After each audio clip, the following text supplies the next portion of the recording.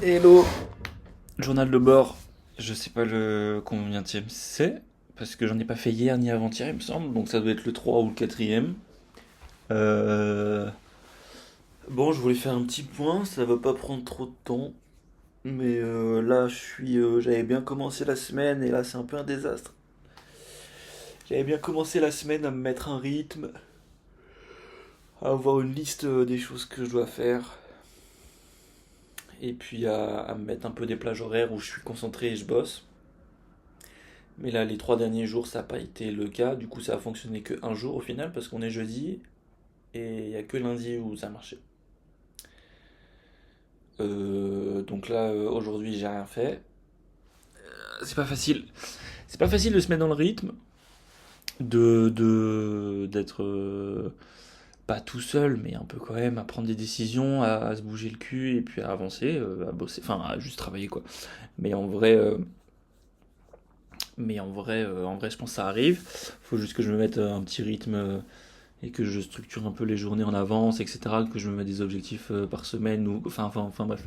C'est en cours de réflexion comment je peux faire, mais il faut que j'améliore ça tout de suite parce que là je me sens un peu comme une merde aujourd'hui. J'ai pas fait grand chose du tout, voire j'ai presque pas avancé. Mais des bonnes nouvelles, c'est que cette semaine j'ai eu des premiers rendez-vous. Donc j'ai revu des collègues de mon ancienne alternance.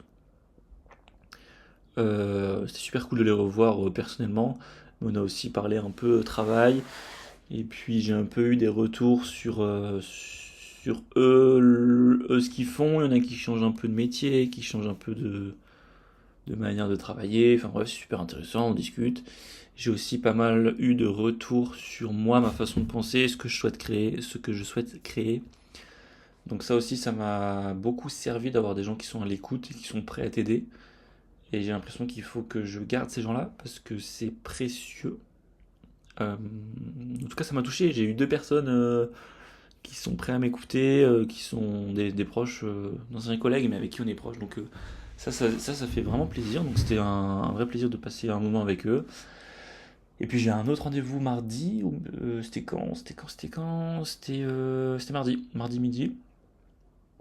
Un peu plus rendez-vous. Je le connais un peu moins le gars, mais on a pas mal discuté sur lui, son activité. Pareil, il fait un petit shift vers autre chose. Et puis, au final, il y a un peu des liens vers l'immobilier, etc. Enfin bref, du coup, on a discuté. Pareil, on a discuté un peu de mon activité, de son activité. Puis lui, il a vraiment un gros réseau et puis il adore avoir plein de projets à la fois, créer des choses et partager les choses et aider les gens aussi à construire des projets. Et en fait, je lui ai proposé d'être mon référent un peu externe, un peu mon mentor pour les prochains mois, après avoir, hein. Mais en gros, une fois par mois, pour l'instant, on va se fixer une heure ou deux, peu importe. On va se fixer un temps où moi je lui parle de mon activité, là où j'ai des questions, et puis comment il peut m'accompagner. Ça se trouve, il a des avis ou des conseils sur des choses que je fais mal, des choses que je fais bien, comment je peux améliorer, etc. Enfin bref. Et il a pas mal d'expérience dans la création de projets, et puis dans le suivi, et puis en termes d'offres, de clients, enfin bref.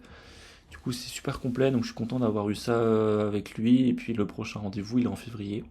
Comme ça laisse le temps de moi de me préparer, de monter d'ici la semaine prochaine. L'objectif, c'est d'avoir une offre qui est claire et de commencer pas candidater, à prospecter, à discuter un peu avec des gens et commencer à vendre des prestations. Donc ça, c'est cool, je suis content.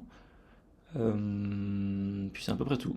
J'ai eu un entretien avec mon école aujourd'hui aussi pour voir un petit peu les. Alors là, c'est un peu plus la partie paperasse. Pareil, toutes les 2 semaines, je vais avoir un suivi avec des objectifs. Donc là, il faut que je fasse un peu de paperasse demain pour m'enregistrer en tant que statut, obtenir le statut étudiant entrepreneur. En vrai, il faut aller sur le site du gouvernement français, remplir des informations perso, expliquer un peu le projet en quelques lignes. Et puis, il me semble que c'est tout. Et puis, normalement, il semble qu'ils sont obligés de l'accepter. Alors, pas vraiment, ils sont pas obligés de l'accepter, mais de ce que j'ai compris, en tout cas, si tu expliques bien ton projet, et en fait, à partir du moment où ils voient que tu as envie de créer quelque chose, etc., ils sont prêts à t'accompagner. C'est plutôt ça. Donc on a pas mal discuté avec mon référent de l'école, enfin mon tuteur, vraiment le référent du stage à proprement parler. Il m'a donné pas mal de ressources, de réseaux, de sites internet, d'organismes qui offrent des choses, etc., etc. Donc ça c'était super intéressant. Et puis là je dois fournir une feuille de route avec une plateforme de marque qui explique un peu ma stratégie pour les 6 mois à venir. Euh, et puis c'est à peu près tout. Donc ouais, au final cet après-midi j'ai pas fait grand-chose. Euh, le... Si, en fait, j'ai fait quelque chose, mais ça m'a pris la tête toute l'après-midi. Et j'aurais pu. Enfin, je pense que je pouvais être plus rapide et prendre des décisions aussi plus rationnelles et plus rapides, ouais. Donc là, toute l'après-midi, en fait, ça fait depuis lundi que je regarde pour le matériel, photo et vidéo. Parce qu'en fait, je vends mon appareil Sony A6700 que j'ai utilisé jusqu'à maintenant pour. Hop, ça sera mieux dans ce sens-là. Que j'ai utilisé jusqu'à maintenant pour faire de la vidéo et de la photo. De base, c'était plus en perso, et puis après, ça s'est transformé. C'est avec ça que j'ai commencé à faire mes premières prestations. Ça, plus mon téléphone. Donc, ça, c'est un APS-C. En vrai, c'est très bien, quand même, comme caméra. Le seul truc, c'est que je me suis dit que j'aimerais bien passer sur un plein format pour la qualité. Et surtout pour les objectifs, parce que je sais que ils coûtent plus cher. Ça fait chier. Mais je vais investir plus dans les objectifs que dans le boîtier. En tout cas, c'est un peu la règle en photo, en vidéo, enfin dans la photographie. Mais bon, là, je regardais les appareils, les boîtiers en eux-mêmes. Les objectifs, j'ai trouvé ce que je voulais. C'est un 24-70 et un de chez Sigma et un 12 mm de chez Laowa. Une marque chinoise, il me semble. Et puis vraiment, l'objectif là, c'est de. J'ai pris le strict minimum pour mes prestations. Donc un drone, un stabilisateur, un boîtier, 2 objectifs. Et c'est déjà très bien, parce que je m'en sors déjà pour pas mal avec ça. J'ai réussi à trouver des offres un peu sur internet pour réduire le coût. Je réfléchissais, mais en fait le stabilisateur, ça sert à rien de prendre un RS4, un Ronin RS, un DJI Ronin RS4 Pro, parce que je suis parti en boutique, en fait ça m'a tellement saoulé de voir tellement de vidéos. Dans l'après-midi, j'ai regardé plein de vidéos sur YouTube, ça fait une semaine que je regarde ça. J'en peux plus. Du coup, je suis allé voir une boutique IPLN. Je leur ai expliqué un peu mon problème, mon contexte, et que je souhaitais passer sur du plein format, mais qu'il y a plusieurs boîtiers. Il y a un boîtier vraiment spécialisé plus vidéo, l'A7 S3, qui est plus vieux, mais là en ce moment il y a une offre dessus, donc je pouvais l'avoir à un super prix, mais je l'ai essayé, et au final en vidéo ça a l'air super cool, mais tu peux pas faire de photos, enfin tu peux faire des photos, mais les photos elles sont un peu à chier, donc j'en ai conclu qu'il valait mieux que j'ai un appareil polyvalent qui fasse aussi bien des photos que des vidéos. Parce que je pense qu'aujourd'hui, si je suis amené à faire des prestations, ça sera aussi bien des photos que des vidéos. Peut-être plus de vidéos, mais même si c'est du 60-40 ou du 70-30, vaut mieux partir sur un boîtier polyvalent qui peut faire les deux. Tu fais des sacrifices quelque part. Mais il y a aussi du coup un boîtier, donc les boîtiers polyvalents, il y a le nouveau A7 V, il y a l'ancien, l'A7 IV, qui est moins cher. Euh, et il y a le A7C2. Ça, c'est 3 boîtiers que j'ai vus polyvalents. Et je pense que mon choix va se porter vers le dernier, l'Alpha 5. Ça me fait un peu chier parce que tu rajoutes quand même presque 800 euros. Parce qu'il vient de sortir et il y a des nouvelles fonctionnalités. Et franchement, le truc est top. Euh, je pense que les arguments qui m'ont fait changer d'avis, c'est que y a une partie obsolescence où je sais qu'au moins j'ai pas de soucis pour les prochaines années. Que d'après.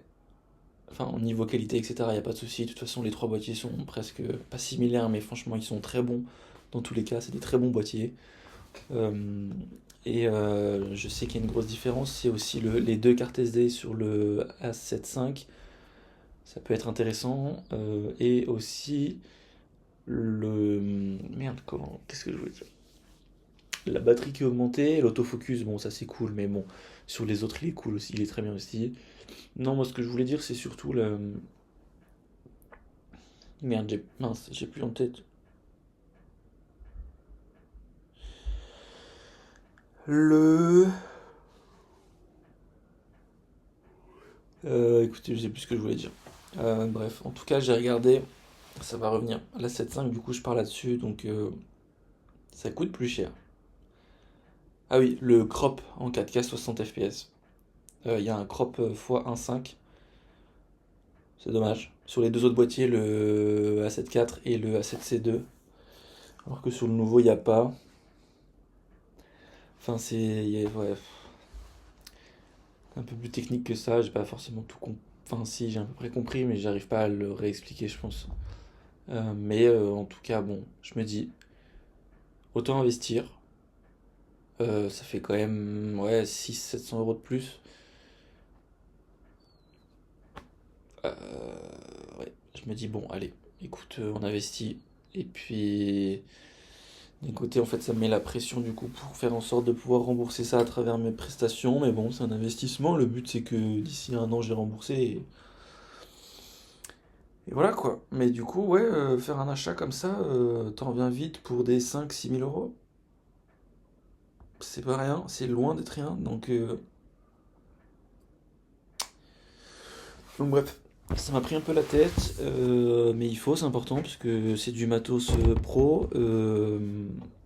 Et, euh, et je veux pas trop me planter là-dessus. Au moins, je sais que j'ai des choses qui sont clean. C'est vrai que j'aurais pu regarder du côté de l'occasion.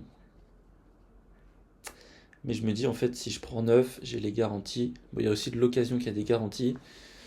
Mais là, je sais que j'ai les garanties. Si je veux revendre, j'ai encore les garanties. Si c'est en dessous de 2 ans, je fais en sorte d'avoir des assurances ou des trucs pour vraiment garder les appareils et tout le matos le plus clean possible. Si un jour je veux le revendre, bah, je peux le revendre au meilleur prix et rapidement.